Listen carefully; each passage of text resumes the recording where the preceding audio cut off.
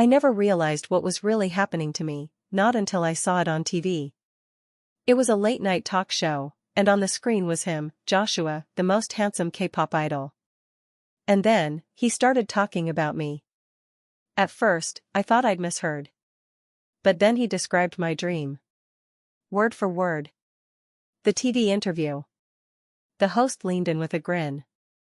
Joshua, fans say you've been having some unusual experiences lately. Care to share? Joshua rubbed the back of his neck, laughing awkwardly. Well, okay, this is going to sound crazy, but it really happened. At least, I think it did. The crowd chuckled. Joshua. It was around 3 in the morning. I couldn't sleep, so I grabbed some ice cream and went back to my room. And when I opened the door, bam. There she was. A total stranger. Just sitting on my bed like she lived there. The host gasped dramatically. A stranger? At 3 a.m.? You didn't call security? Joshua, grinning nervously. I couldn't. I froze. I thought. Oh my God, this is it.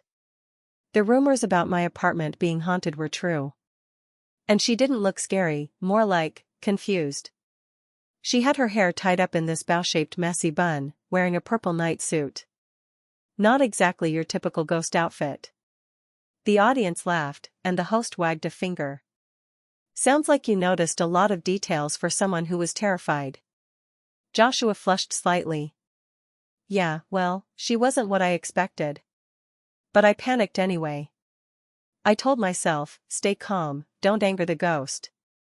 But then I smacked my leg against the table and dropped the entire tub of ice cream. Which, by the way, is the worst way to go if you're about to be attacked by a spirit. The audience roared. I sat frozen on my couch, every word pulling me back to that night. Joshua leaned closer to the host, lowering his voice. And then she screamed. Which made me scream. We just stood there, two people screaming at each other like maniacs at 3 in the morning. Then she dove under the blanket, and I finally shouted, Who are you? Why are you in my room? The host leaned forward. And? Who was she? Joshua exhaled. She said her name was Mia. That she lived in City A, with her sister. Which made no sense, because City A is over 5,000 kilometers away. She looked terrified. She kept slapping her own arm, pinching herself like she was trying to wake up from a dream. My blood ran cold. That was me. That was exactly what I'd done. Joshua, on TV, continuing. I didn't believe her at first. I thought she was lying. But, the way she talked, the details, it felt real. I called my manager, but by the time he came, the sun was rising. And with the first light, she just faded away. Like mist. Gone. The host shook his head. So you really believe she was a ghost? Joshua hesitated, then gave a small smile. Ghost, dream, or something else, all I know is, she felt real. Real enough that I tried to find her. I searched for her online. Every platform. No luck. No Mia. The audience awed. Joshua laughed it off, leaning back. And that was my ghost story. Or maybe, my strangest memory ever. I hugged my pillow tight, staring at the TV in disbelief. That wasn't just his story. It was mine too. I sat frozen, clutching my pillow. It hadn't been just a dream. And my stuffed monkey pillow had gone missing ever since. I tried messaging him. Wrote it. Deleted it. Wrote it again. Deleted again. 11 tries before I hit send. Just as I went to delete it, I saw the word, read. Then silence. No reply. A few days later, my phone buzzed. An Instagram DM. From @IamSafan. Looked like a fan account. No verification badge, just Joshua's pictures. The message made my heart skip. Don't you want your monkey back? Me. Who is this? Him. It's Joshua. My private account. Don't you want your monkey? Me. Prove it. Joshua. You slapped yourself 3 times before I stopped you. Want more proof? I gasped. No one else could have known that. Joshua. Meet me in City A. Be my tour guide for the day. At 7 p.m., the exchange happens. I showed up at the cafe 40 minutes early, sitting where the CCTV could see me, just in case. And then he walked in. White shirt. Blue jeans. Caramel hair falling just right. Taller, sharper, real. He slid into the seat. Hi. My mouth hung open before I stammered, hi. At the cafe. We ordered coffee. He leaned back, casual, then pulled monkey halfway out of his bag. Stay true to the deal, Mia. Or monkey doesn't make it back alive. Seriously? I whispered. You're holding a stuffed animal hostage? Exactly, he grinned. Ransom's a day of your life. I narrowed my eyes. That's kidnapping. Nope. Stuff-napping. Totally different crime. I laughed in spite of myself. Do you always joke this much? Only when I'm nervous, he admitted. His fingers tapped against the cup. That surprised me. Joshua, nervous? With me? He glanced up. So, is it weird? Sitting across from a ghost? I smirked. Very. Especially when the ghost orders an iced Americano. That made him laugh, a real laugh, not the practiced idle kind. The day together. I showed him the city square, where he tried every snack he could. He insisted on rating them like a food critic. Fried dumplings, 10 out of 10. Spicy noodles, 9, because my tongue's still on fire. Cotton candy the size of my head? 11. At the art street, he teased me. That mural looks like you. Smooth, I said. Do you say that everywhere you go? Maybe. But this time, I mean it. On the ferry, he leaned against the railing. You know, this city feels alive. Like every corner has a secret. You should see it at sunset, I told him.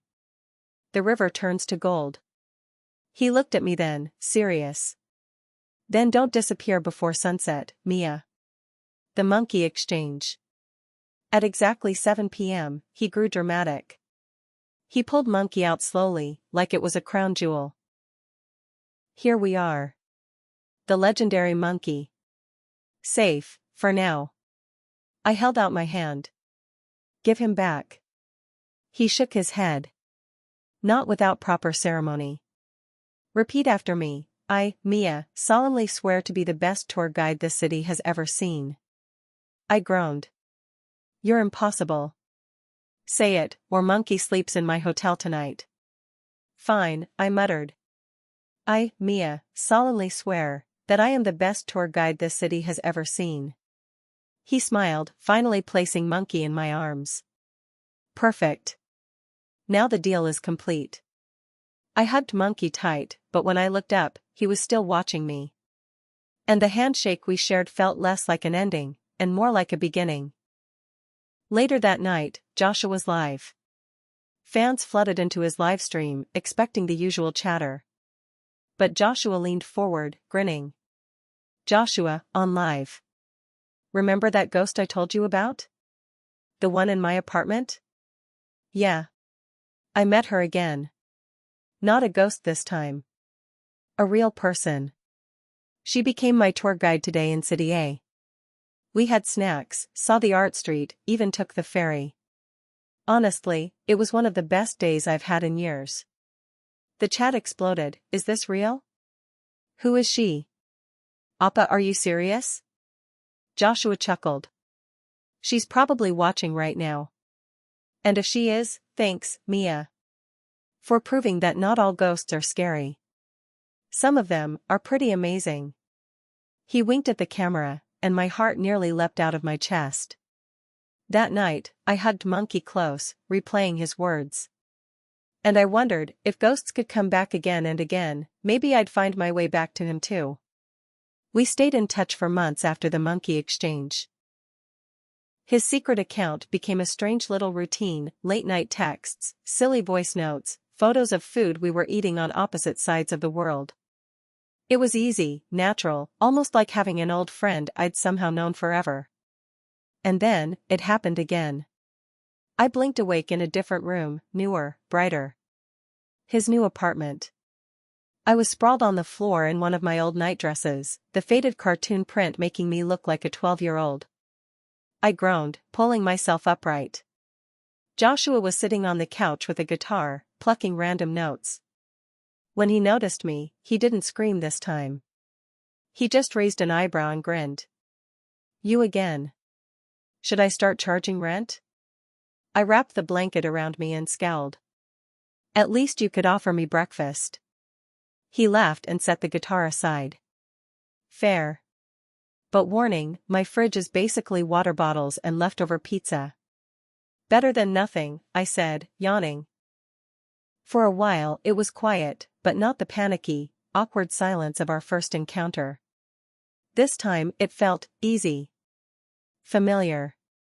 "So," Joshua said, leaning forward, "last time you told me the basics: name, city, blah blah. Tonight, I want something different. A secret. Nothing serious. Just something only I get to know." I narrowed my eyes. "What are you, a talk show host?" "Exactly," he said, grinning. "Now spill, guest of the night." I thought for a second, then said, "Fine. Here's one: I can't sleep without hugging something. Usually my monkey pillow. Without it, I wake up cranky." Joshua snorted.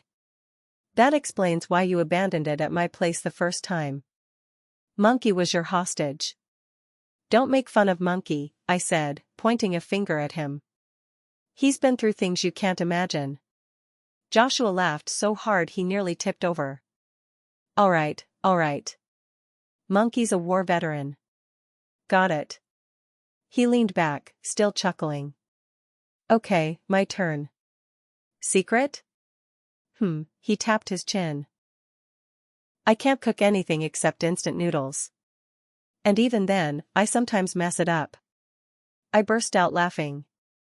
The great Joshua, global idol, defeated by ramen? That's tragic. "Don't tell anyone," he said in mock seriousness. "It'll ruin my image." We kept trading little things after that. My childhood fear of balloons. His habit of talking to plants when he's stressed. My guilty pleasure of cheesy romance dramas. His obsession with board games. Nothing heavy, nothing earth-shattering, just scraps of truth that stitched into something strangely comforting. At some point, the sun began to peek through the curtains.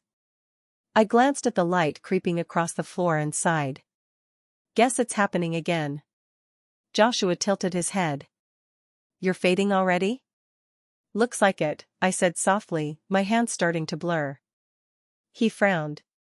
"Well, guess I'll see you the next time your nightdress decides to teleport."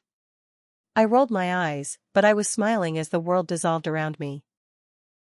When the light swallowed me whole, the last thing I heard was his voice calling out. "Tell Monkey I said hi." Again, for months, nothing happened. No strange teleportations, no waking up in Joshua's living room at odd hours. Just normal life. Classes, chores, late night scrolling. And then, I stumbled across this new K-pop group. At first, it was just one music video autoplaying on YouTube. But the moment I saw them, my eyes locked on the youngest member. He was like a dream, tall, sharp jawline, the kind of smile that made you feel like he was looking right at you. Polite in interviews, respectful with fans, but the second he stepped on stage, he transformed. His dancing was electric, precise, hypnotic. I told myself I'd only watch one video. But one turned into 5, then into an entire playlist. Before I knew it, I'd spent weeks watching every fancam, every interview, every behind-the-scenes clip I could find. He was a 100 out of 10. Perfect. Untouchable. The kind of idol you could admire safely from afar without ever expecting to actually meet. Or at least, that's what I thought. And then, it happened again. I knew the strange weightless feeling in my chest, the way the room around me dissolved and reshaped. By now, I was almost expecting to see Joshua again, maybe on his couch with his guitar, or leaning over his phone at 3 a.m. But when my eyes opened, he wasn't there. The air smelled different, sharper, colder. I sat up slowly, my blanket sliding off my shoulders, and froze. This wasn't his new apartment. Not even close. The ceiling was higher, the walls painted a muted cream with gold accents. Heavy velvet curtains blocked out most of the night, and the furniture was far too elegant, dark wood, carved chairs, a chandelier swaying faintly as though someone had just passed by. It looked less like a home and more like a villa. But not the warm, welcoming kind you'd see in a travel ad. No. This place felt different. Shady. Like the kind of setting where secrets were kept locked behind heavy doors.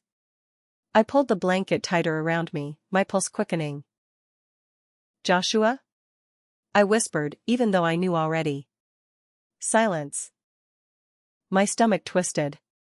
If this wasn't Joshua's, then whose place was it? I looked around in the dark, my pulse still racing. My eyes landed on a cluster of picture frames on the wall, faintly lit by the moonlight slipping through the curtains. I squinted, leaning closer. The photos looked familiar. Sharp jawline, bright smile, messy hair caught mid-laugh. It took me a second, but then it clicked, I knew that face. My heart skipped. It was the youngest member of the new K-pop band I'd been obsessively following. Liam. Relief flooded through me like a rush of warm air. If it was really him, then maybe I wasn't in danger. From the countless interviews and clips I'd binged, Liam had always come across as the polite, soft-spoken one, the kind who bowed a little deeper, who always thanked the staff, who smiled shyly at fans. I hugged myself, whispering under my breath, okay, if it's Liam, maybe this isn't so bad. He's sweet. He won't freak out. But still, my voice trembled. Because no matter how polite and sweet he seemed on screen, I had no idea how he'd react to finding a total stranger standing in his villa in the middle of the night. I tried to look around for anyone, but the more I moved through the dimly lit space, the creepier it felt. The villa was too quiet, too big, the kind of silence that made every creak of the floorboards echo like a warning. The picture frames had given me a flicker of confidence, but the longer I stood there, the faster it faded. My relief that it might be Liam's place was being replaced by a cold unease. What if I was wrong? What if I wasn't in his home at all, but in some stranger's villa that just happened to have his pictures on the wall? I swallowed hard, hugging my arms tighter around myself. My confidence was slowly dying, and with every step deeper into the room, I felt less like an uninvited guest, and more like prey. The living room lights were on, spilling a soft yellow glow over the furniture. My footsteps slowed as I stepped inside, scanning the room nervously. A wall clock ticked steadily above the doorway. I tilted my head up to check the time. 3 a.m. My stomach dropped. I did the math quickly, whispering under my breath as though saying it aloud might steady me. Sunrise is around 6:30, that's 3.5 hours. 3.5 hours to survive. 3.5 hours to stay hidden, to avoid being caught, to hope this strange dreamlike visit ended the way it always did. I clutched the edge of the sofa, my breath shallow. Just wait it out, I told myself. 3 hours, 30 minutes. I can do that. But even as I said it, the house seemed too open, too exposed. The idea of hiding felt impossible, like the walls themselves might give me away. And that's when I heard it. A faint sound from down the hallway. Slow, deliberate footsteps, moving closer. I ducked behind a low table, pressing myself into the shadows. My heart thudded so loudly I was sure it would give me away. The footsteps drew closer. Through the narrow gap between the legs of the table, I caught a glimpse. Liam. But not the Liam I'd memorized from countless interviews and music videos, the polite, smiling youngest member everyone adored. This Liam looked different. His usually bright expression was gone, replaced with something sharper, heavier. His face was shadowed, jaw clenched tight, eyes unreadable. And then I saw his hands. Red. Stained like he had just dipped them into paint, or worse. I clamped a hand over my mouth to stop the gasp from escaping. Every part of me wanted to believe it was stage makeup, some leftover prop from filming, anything. But in the silence of that villa at 3 a.m., it looked too raw. Too real. My confidence, already thin, shattered completely. This isn't the Liam I thought I knew. He stepped fully into the living room, the overhead light washing over him. For a moment, he just stood there, breathing hard, his expression unreadable. Then, without a word, he disappeared into another room. I stayed frozen behind the table, every muscle tight. Minutes crawled by, each tick of the wall clock loud in my ears. 5 minutes. Then 10. Finally, the door creaked open again. Liam reappeared, but this time he was different. The dark, vicious edge in his face had softened. He wore fresh clothes, his hair damp as though he had quickly washed up. His hands were clean. The red was gone, leaving no trace of what I'd seen earlier. He looked calmer now, almost normal. Not the same terrifying figure who had walked in minutes before. Without noticing me, he moved silently across the living room, heading back into the room he had come from. The door closed softly behind him. I let out a shaky breath I hadn't realized I was holding. My pulse was still racing, but a dangerous thought crept in. Did I just imagine it? Were his hands really stained, or was it just the shadows playing tricks on me? When he disappeared back into the room, I strained to listen, barely daring to breathe. At first, there was silence. Then, a crash. Something heavy being thrown against the wall. I flinched, my nails digging into my palms.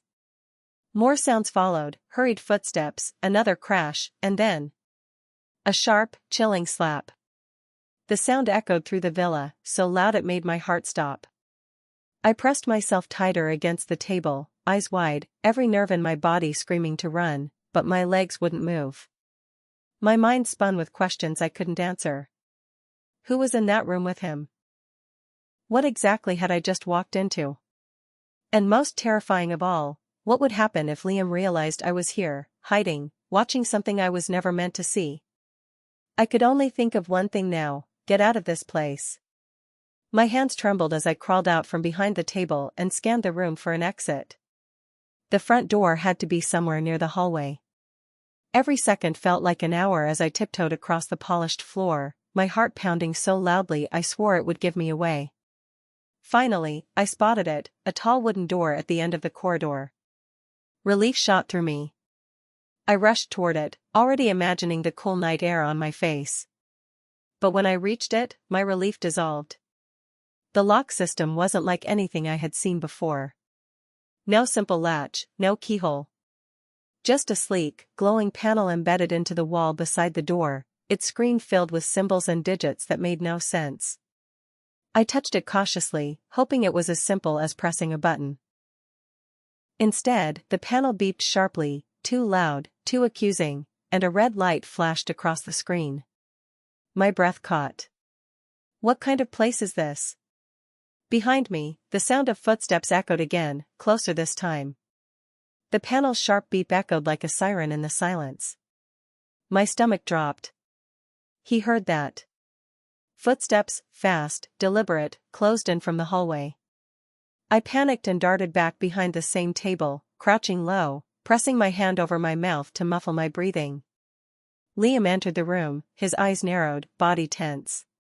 No trace of the polite idol I'd seen in interviews, he moved like someone used to danger, cautious and sharp. He glanced around, scanning every corner, then slowly approached the door. The glowing panel still blinked red, accusing me silently. He leaned down, tapped in a series of codes so quickly my eyes could barely follow, and the screen shifted back to green. The door unlocked with a low click.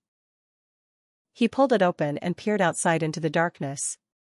His jaw tightened as if he expected to catch someone standing there. I dared to shift just slightly, trying to memorize the sequence of numbers. But the angle was wrong, his hands too fast. All I caught was a blur of motion and the faint glow of the screen. Damn it. Liam lingered at the doorway a moment longer, eyes sweeping the empty street, then shut it firmly. His expression didn't relax, if anything, it hardened. He muttered something under his breath in Korean that I couldn't catch, but the tone was sharp, suspicious. He turned back into the room, eyes scanning once more. I held my breath, praying the shadows would swallow me whole. It was like he could feel me there. Liam's steps grew slower, heavier, deliberate, straight toward the table where I hid. My heart pounded so hard I was sure he could hear it. I tried to inch away, crawling on my elbows, praying the shadows kept me hidden. But then... clink. The edge of my foot nudged the leg of a side shelf. A snow globe resting there trembled, tilting dangerously before settling with a faint rattle of glass and shifting glitter. The sound might as well have been a gunshot. Liam froze.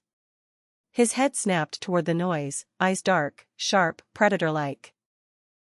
For a heartbeat, the whole villa was silent, just me, trembling under the table, and him, standing so close I could see the outline of his shoes from the gap. He bent down slightly, scanning the floor, the space beneath the furniture. I squeezed my eyes shut, biting down on my lip, begging the universe to let the shadow swallow me whole. I kept my eyes shut, praying he wouldn't see me.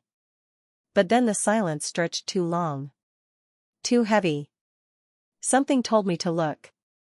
Slowly, I cracked my eyes open. And froze. Liam was crouched low, his face only inches from mine, staring right at me. His expression was unreadable, cold and calculating. He had seen me the whole time. Before I could move, before I could even breathe. Crack. His fist connected with the side of my face. White-hot pain exploded through my skull, and the world spun. The last thing I saw was the snow globe tipping over, glitter swirling like falling stars. Then everything went black. My head throbbed as I clawed my way back to consciousness. The last thing I remembered was Liam's fist, and then blackness. When my vision cleared, I realized with a sick jolt that I wasn't in the same spot anymore. This room was different. Bigger. The one I had heard noises from earlier, the crashes, the footsteps, the slap. The air smelled faintly of metal and disinfectant, sharp and cold. My wrists burned against the rough rope that bound them. My nightwear shirt and pants were gone, neatly folded in a corner, leaving me in just my thin undershirt and shorts. The vulnerability made my stomach churn. And then I saw her. Across the room, slumped against the wall, was another girl, Korean, maybe around my age. Her wrists were bound too, rope cutting into her skin, and a strip of tape covered her mouth. Her wide, terrified eyes locked onto mine, silently pleading. My heart stopped. I'm not the only one. Panic clawed at my chest as I shifted closer, whispering, "Hey, hey, are you okay?" She shook her head, eyes brimming with tears. The door creaked open. Liam stepped inside, fresh clothes, clean hands, but the shadows in his expression made my blood run cold. His gaze flicked between the two of us, me awake now, the other girl trembling in the corner. "Good," he muttered in Korean, his voice low, unreadable. "Both awake. Saves me time." He dragged a chair to the center of the room and sat down, elbows on his knees, studying us like puzzles he intended to solve or break. Liam leaned forward, his elbows on his knees, eyes narrowing at me like a spotlight pinning me to the wall. "Let's start simple," he said, his voice calm but edged with steel. "How did you get past the gates?" My throat was so dry it hurt to speak. I didn't. I don't even know where I am." Wrong answer. His tone didn't rise, but the way his jaw clenched told me he wasn't buying it. He pointed toward the door. "That system is military grade. No one gets in without a code, a card, and my biometric. Yet somehow, he leaned closer, his gaze drilling into me. You're here. Sitting in my house. In the middle of the night. I don't know. My voice cracked. I was asleep, and then suddenly, I was here. It just happens to me sometimes. His brows furrowed. He glanced briefly at the other girl in the corner, then back at me. Do you expect me to believe that? That you teleport? Appear out of thin air? I swallowed hard, tears stinging my eyes. I know it sounds insane. But I swear, I didn't break in. I didn't touch your doors, your locks, nothing. I just woke up here. For a moment, he just stared, silent, like he was trying to peel back the skin of my words to see what was underneath. Then, suddenly, he slammed his hand against the armrest of the chair, making me flinch. Don't lie to me. His voice thundered now, sharp, dangerous. The girl in the corner whimpered behind the tape, curling into herself. I'm not lying. I shouted back, desperate. It's the truth. I don't know how or why, but I swear, I didn't come here on purpose. The silence that followed was suffocating. Liam leaned back slowly, still glaring, but less certain now. His fingers tapped restlessly against the wood of the chair. If that's true, he said at last, voice low, then you're even more dangerous than I thought. My wrists ached from the ropes. The coarse fibers bit into my skin every time I shifted. I took a shaky breath, forcing my voice to steady. Listen. I'm not going to run. I'm not going to do anything. Just, please, untie me. Please. Liam tilted his head slightly, studying me like he was weighing every syllable. I can't do that, he said flatly. Not until I know what you are. His words chilled me. What I am. I glanced toward the girl in the corner, her tear-filled eyes begging for someone to help her. My chest tightened. Then at least tell me who she is, I whispered. For the first time, Liam's expression shifted, not anger, not suspicion, but something darker, more complicated. His gaze flicked toward the girl, then back to me. That, he said slowly, is none of your concern. The way he said it, calm, final, made my stomach twist. I shook my head, desperate. She's tied up just like me. She's terrified. If I'm not supposed to know her, then why keep us in the same room? His jaw tightened, but he didn't answer. He just leaned back in the chair, arms crossed, watching me squirm under the weight of silence. The other girl shifted slightly, ropes creaking. For a split second, I thought I saw recognition in her eyes, like she wanted to tell me something, but the tape across her mouth kept her silent. I shifted, leaning just slightly toward the girl, hoping maybe I could reach her, maybe whisper something, anything, that might calm her down. But before I could, a sharp sting exploded across my face. Slap. The force snapped my head sideways. My cheek burned as hot tears welled in my eyes. Liam stood over me now, eyes like stone. Without a word, he ripped a strip of tape from the roll on the table and pressed it hard across my lips. The glue clung to my skin, sealing my protests in muffled gasps. Quiet, he said coldly. You don't speak. You don't move. You just watch. Then he turned to the other girl. She trembled violently, her muffled cries rising behind the tape as Liam crouched in front of her. He gripped her chin, forcing her terrified eyes up to his. You know the rules, he muttered, voice low, dangerous. You break them, you pay. My heart hammered so loud I thought it might burst. I shook my head furiously, muffled pleas spilling uselessly against the tape. But Liam didn't even glance back at me.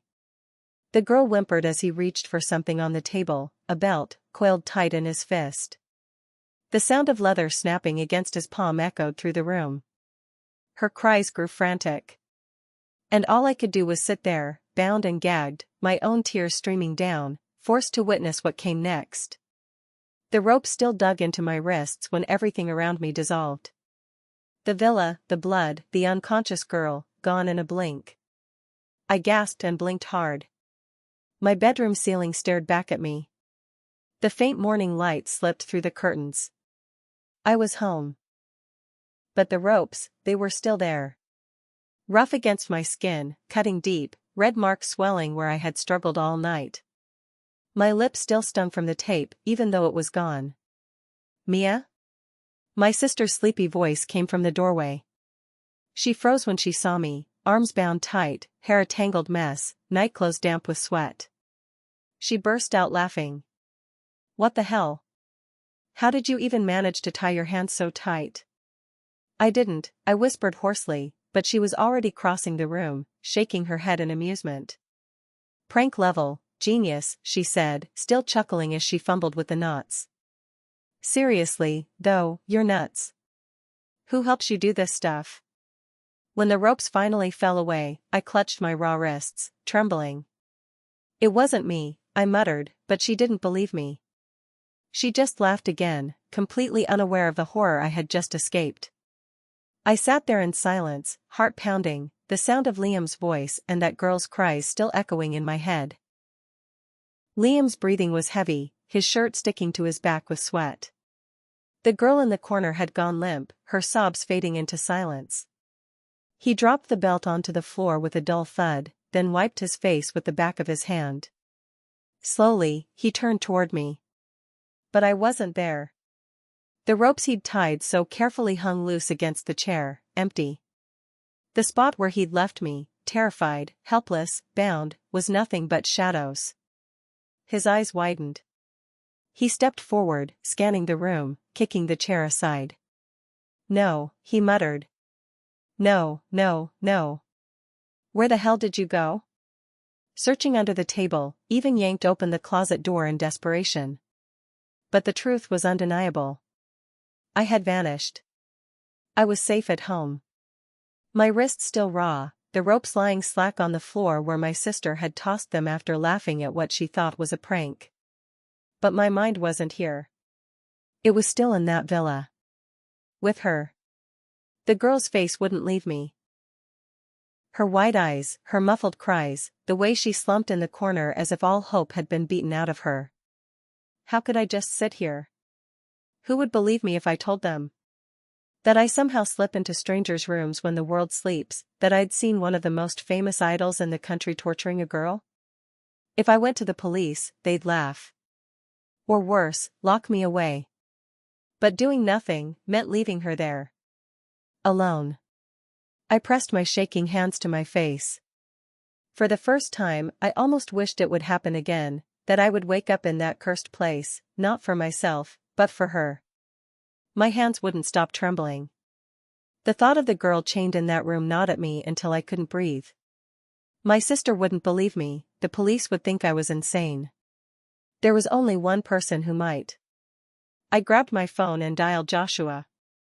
He answered on the third ring, his voice groggy but warm. Mia? Do you know what time it is? Joshua, my voice cracked. It happened again. That woke him up. For the first time since I came back, I felt a flicker of relief. Someone believed me. But deep down, I knew belief wasn't enough. Not when a girl's life was still in Liam's hands. Mia, listen, Joshua said after a long silence, his tone grim. I need you to hear this before you lose your mind. I clutched the phone tighter. What? At 7 this morning, less than 30 minutes after you say you disappeared, Liam went live. I checked. It's still up. My breath hitched. What do you mean, live? On his official account, Joshua explained. He was in his gym, all smiles, hair messy like he'd just rolled out of bed.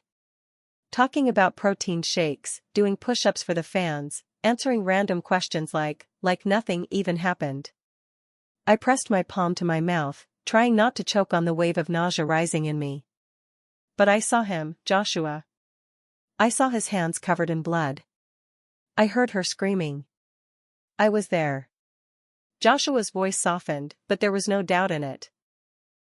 I know you were. Which means, he hesitated, choosing his words carefully. Which means he's dangerous in a way no one would ever suspect. To the world, he's just the polite, golden boy of the group. But behind closed doors, he's a monster, I whispered. Joshua didn't argue. And now, you and I are the only ones who know it. As I lay in bed that morning, still shaking, something tugged at my memory. The girl in Liam's villa, tied up across from me. In all the chaos, his slaps, her muffled cries, my own fear, I had noticed something small but strange. Her ankle. A tattoo. A thin branch with delicate leaves curling upward. I sat up and quickly sketched it in my notebook, the image burned into my mind. Then, without thinking twice, I snapped a picture and sent it to Joshua. Mia, do you recognize this? I saw it on her ankle. For a moment there was no reply. My heart pounded as I stared at the screen, afraid he'd think I was making things up. Then my phone buzzed. Joshua. Are you sure? Where did you see this? I hesitated. How could I even explain? But finally, I typed the truth. Mia, at Liam's place. The night it happened. There was a long pause. Then another message came. Joshua, Mia, this tattoo. I've seen it before. She was a trainee under Liam's agency. She disappeared months ago. They said she quit and went back to her hometown. But that tattoo, it's hers. I'm sure of it. My stomach twisted. The girl wasn't just some stranger, she had been part of their world. Someone who should have been safe. Mia, Joshua, what if she's still there? What if I'm the only one who knows? For the first time, Joshua didn't try to calm me with jokes. His reply was short, sharp, and serious. Joshua, then we can't stay silent. We need proof. Joshua didn't waste a second after Mia sent the tattoo sketch. His reply came fast, almost too fast. Joshua, I'll ask around. Don't say a word to anyone else, understand? Not your sister, not online. Just me. I gripped my phone tighter. Do you think I'm overreacting? What if this is just my brain making things up? His typing dots flashed, then disappeared, then came back again before the message landed. Joshua, Mia. People don't just imagine the same tattoo. If you saw it, it's real. I'm going to check something. For the next 2 hours, my phone stayed silent. Every second stretched like a wire ready to snap. I tried distracting myself, but my head kept filling with the image of the girl's swollen cheek, her muffled cries, the way she slumped against the ropes. Finally, my phone buzzed. Joshua, I called a friend at the company. He says she did drop out of training, but it's weird. No official goodbye. No social media closure post. Nothing. I frowned. Don't most trainees at least write something? To their fans, or to their team? Joshua's next message was short, but heavy. Joshua, exactly. They just said she left. No one's seen her since. My stomach dropped. So she hadn't quit. She'd vanished. Mia, so she could still be there. In that villa. Joshua, yeah. And if that's true, we need proof before I accuse anyone. Especially him. The way he typed him made my blood run cold. Joshua's name popped up on my notifications. Joshua is live. I almost dropped my phone. It was 2 a.m. in City A, but I scrambled to open the stream. My chest tightened when I saw him, sitting in his dimly lit room, hair pulled back, eyes sharp with something I'd never seen before, anger. He didn't greet the fans the way he usually did. No smile, no "how are you guys tonight?" Instead, his tone was clipped, deliberate. Tonight isn't about music, he said. I need your help. The chat went wild immediately. What's going on? Is this a prank? Joshua, you're scaring me. He leaned closer to the camera, holding up his phone. On it was a blurry photo, a screenshot from an old fan video of a trainee. Her name, Abigail. This is my friend Abigail, he said, voice tightening on the word friend. She disappeared a month ago. Her company said she quit training. That's not true. Nobody has seen her. Her family hasn't heard from her. I haven't heard from her. The comments slowed, shock rippling through. Joshua's jaw tensed. If anyone knows where she is, if anyone has seen her, please, reach out. I don't care how small the detail is. A sighting, a rumor, anything. Her friends, her family, we're worried sick. She's not just some trainee who gave up. She's a person. She matters. For a long moment, he just stared at the screen, letting silence hang heavy. Then he ended the live. No music. No fan service. Just the weight of his words. I sat frozen in the dark, phone clutched to my chest. He'd done it. He'd said her name. He'd put her disappearance in the light. But a cold thought crept up my spine. If Liam saw that live, if he realized Joshua was looking, what would he do to Abigail now? Liam was not sure where to look for the girl who had appeared in his house. She hadn't even given him her name. He replayed every second in his head, her face pale in the moonlight, the way she froze, the way she disappeared. A stranger in his home. No name, no trace. He gritted his teeth, pacing the length of the living room. Who the hell are you? He muttered under his breath. It didn't make sense. His security system was top of the line, coded and monitored. There was no way anyone could slip in. And yet, she had. He slammed his fist into the wall, breath coming sharp and fast. Ghost? No, she was real. I tied her. I checked her. She was real. But real people didn't vanish into thin air. Liam sat heavily on the couch, rubbing his temples, frustration dripping into paranoia. If she's real, she'll come back. She has to. And when she does, his voice trailed off into silence, dark and heavy. He didn't know her name, but he knew her face now. That was enough. That morning, Liam sat slouched on the couch, scrolling through his phone when a notification popped up. Joshua. Live. He almost ignored it, but curiosity won. The screen flickered to life, and there was Joshua, calm, collected, but with a hard edge in his tone. I'm looking for my friend Abigail, Joshua said. She's been missing for a month now. If anyone has seen her, please reach out. Her family and friends are worried sick. Liam froze, his grip tightening on the phone. Abigail. The name punched through his chest. Slowly, his mind drifted back to the night before, the girl who appeared out of nowhere. But no. That girl didn't look Korean. Her features, her voice, even the way she stumbled over her words. She wasn't from here. Definitely not part of the tight-knit trainee circle he knew. So how? His thoughts spiraled. Had she gone to Joshua? Had she told him? But she hadn't given her name, hadn't explained how she got past his security system. She'd just vanished at sunrise. Liam muttered under his breath, pacing the room. Who are you? And why Joshua? He replayed Joshua's words again and again, his paranoia gnawing deeper.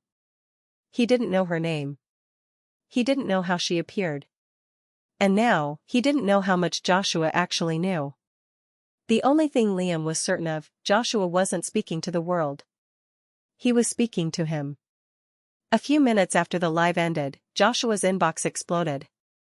Messages poured in from fans, locals, and strangers, some fake, some half-baked rumors, but a few chillingly specific.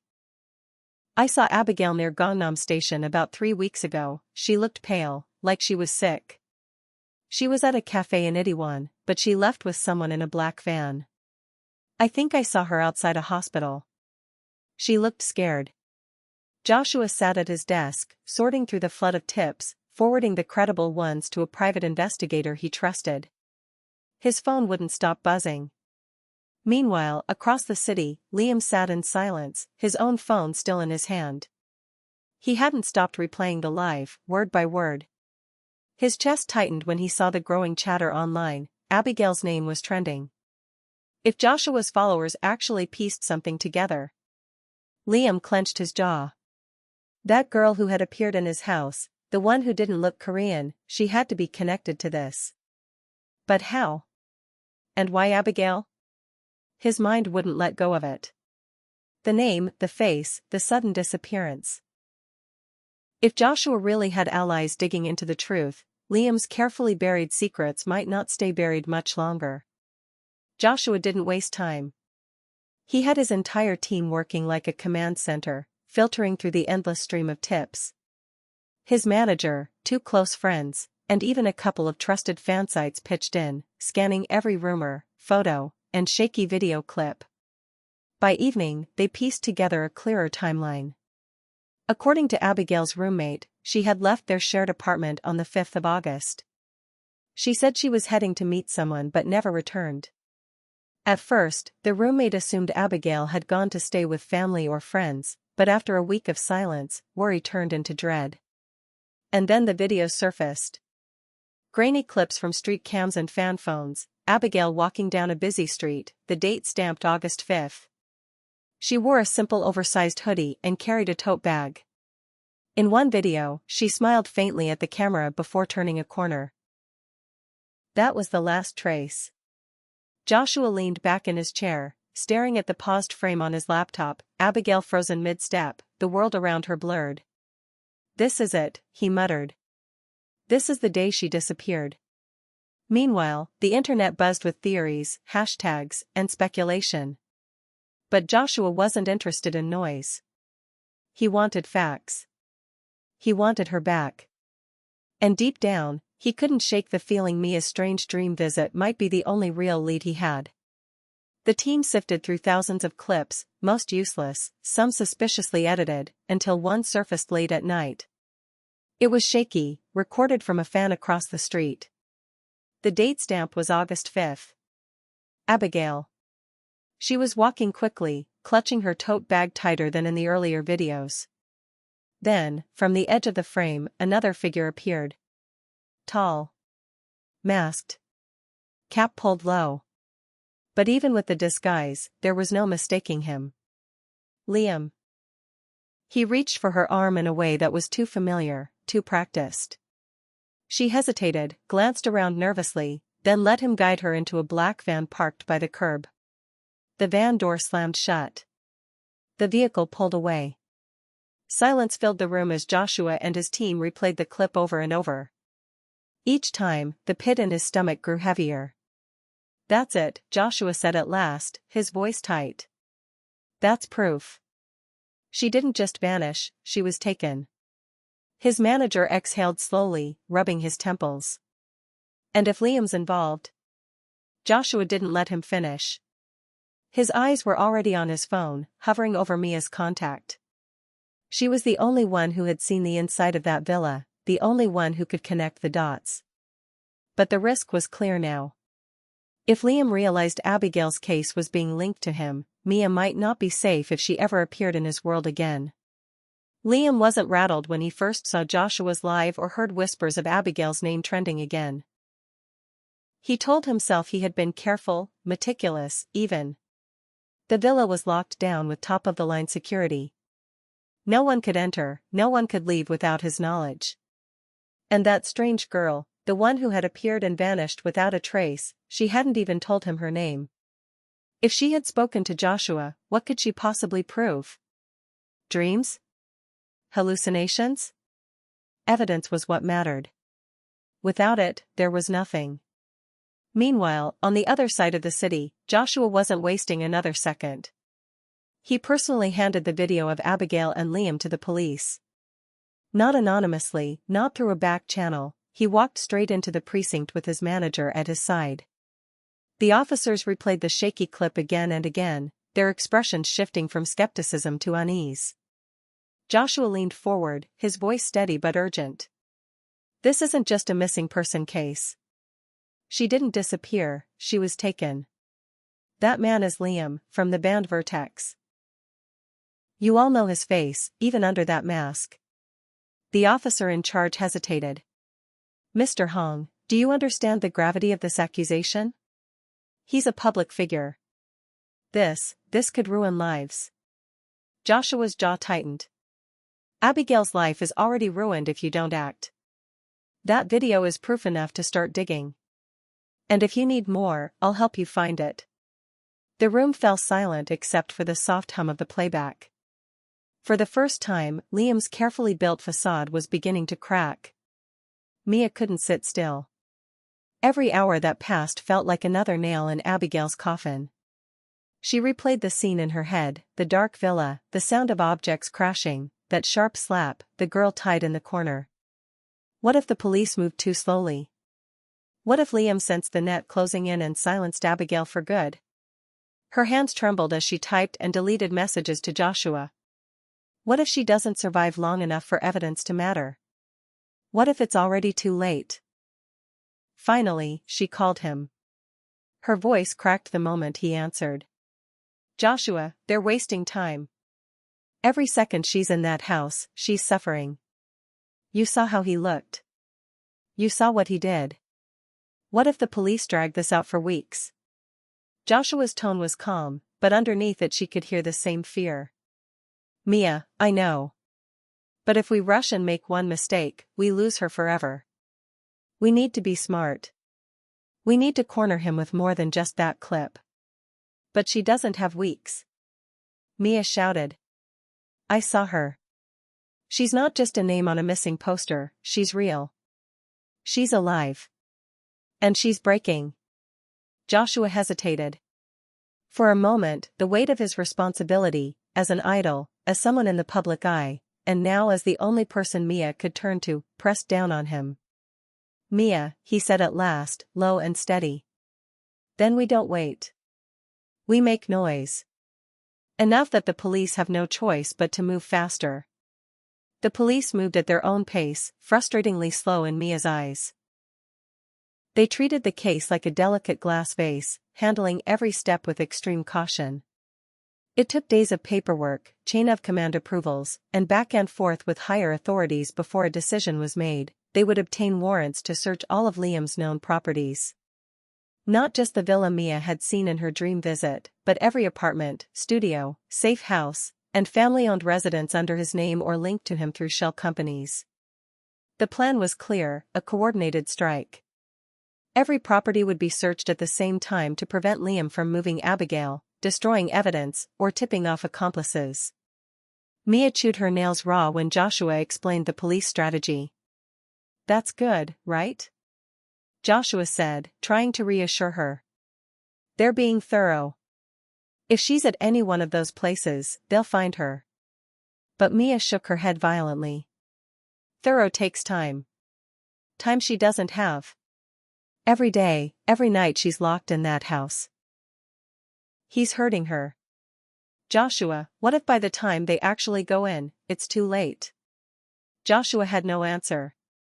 He just clenched his phone tighter, his mind already spinning with ways to force the investigation to move faster. Because deep down, he knew Mia was right. Every hour the police spent preparing, Abigail's life hung by a thinner and thinner thread. Out of Liam's 3 villas, one immediately stood out to investigators, the one Mia had described in fragments. It sat at the edge of the city, isolated, surrounded by towering pine trees that swallowed the sunlight even in the middle of the day. The iron gates were fitted with biometric scanners and layered with surveillance cameras, their red lights blinking like watchful eyes. A high concrete wall circled the property, topped with jagged wire. The villa itself was vast but lifeless. The windows were tinted black, swallowing reflections, and the exterior paint was a cold, dull gray that gave the entire place the aura of a mausoleum. No flowers, no garden, no sign of warmth, just stone, steel, and silence. When the raid team finally breached the gates, their footsteps echoed too loudly against the marble floors inside. The air was heavy, stale, like it hadn't been breathed by a free soul in months.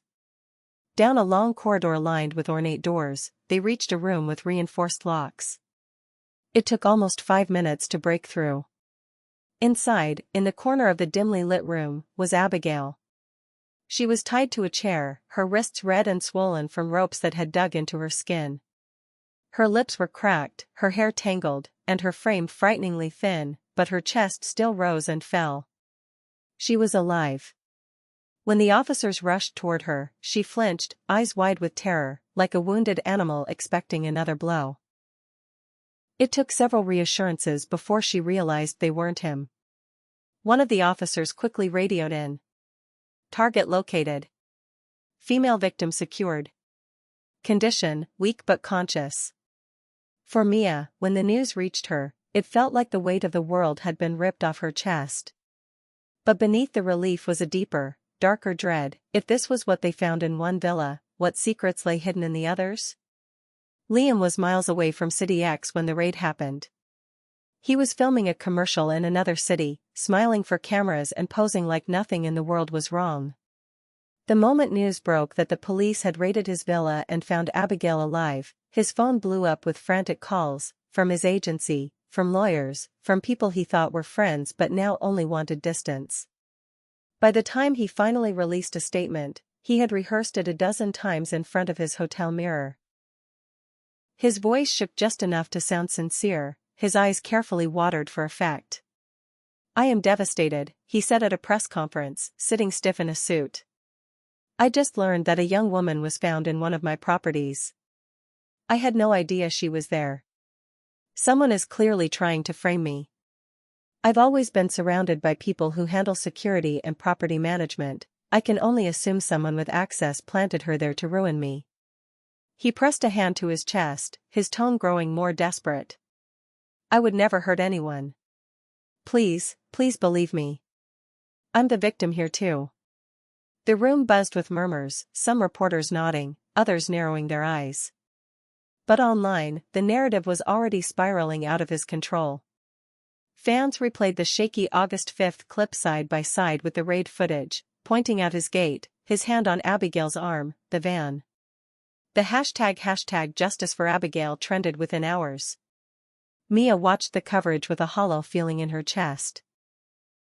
She knew what she had seen in that villa. She knew the truth. And so did Joshua. "This won't hold," Joshua said grimly over the phone. "He's good at pretending, but the cracks are already showing. Now it's just a matter of proving it's not a frame-up. That it was him all along." The press conference bought Liam a few days of sympathy, but not much more.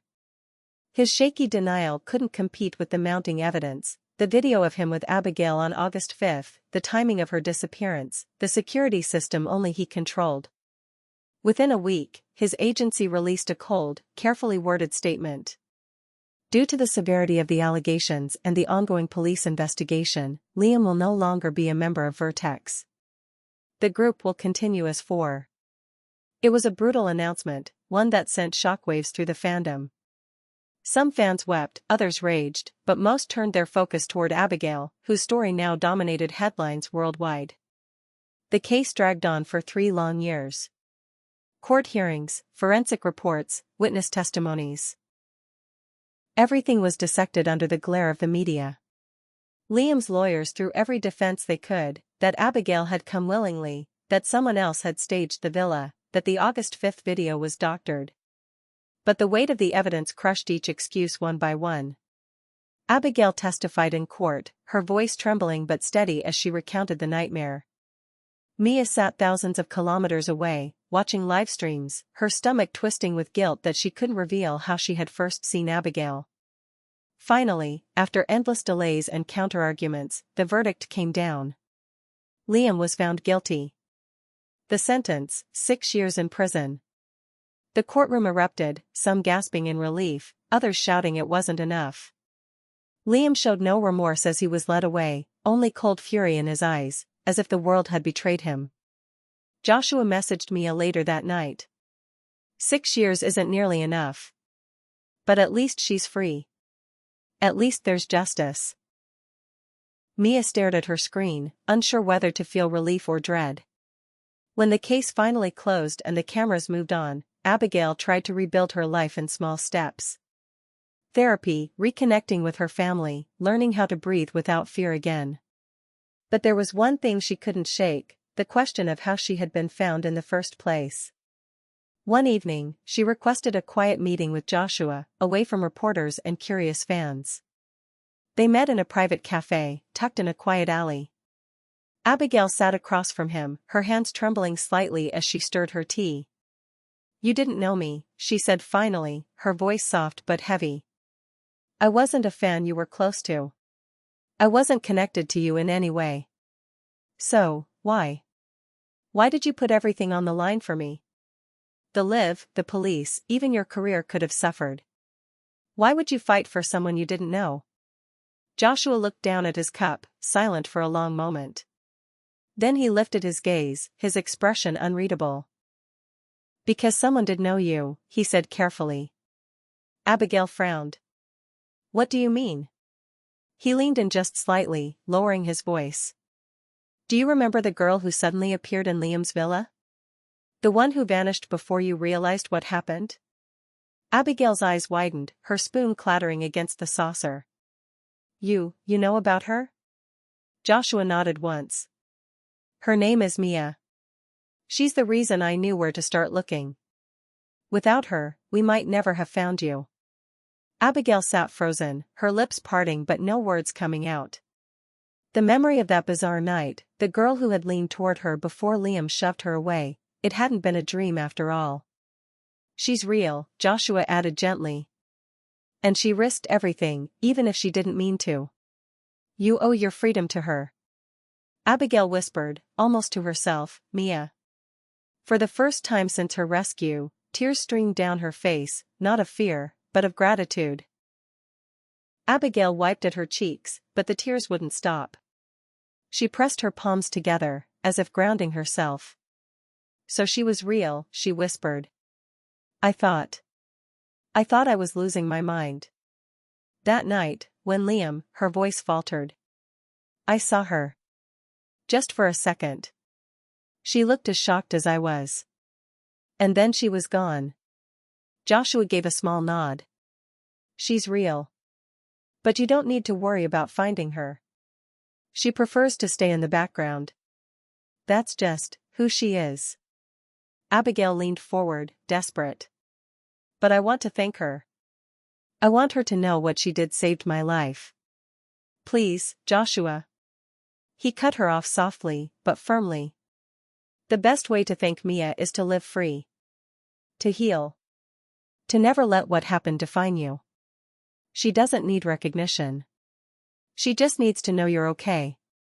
Abigail stared at him, frustration warring with understanding. After a long silence, she finally nodded. "Then tell her I'll never forget." Joshua offered a faint smile. "I will." They sat quietly for a while, the weight of everything unspoken hanging between them.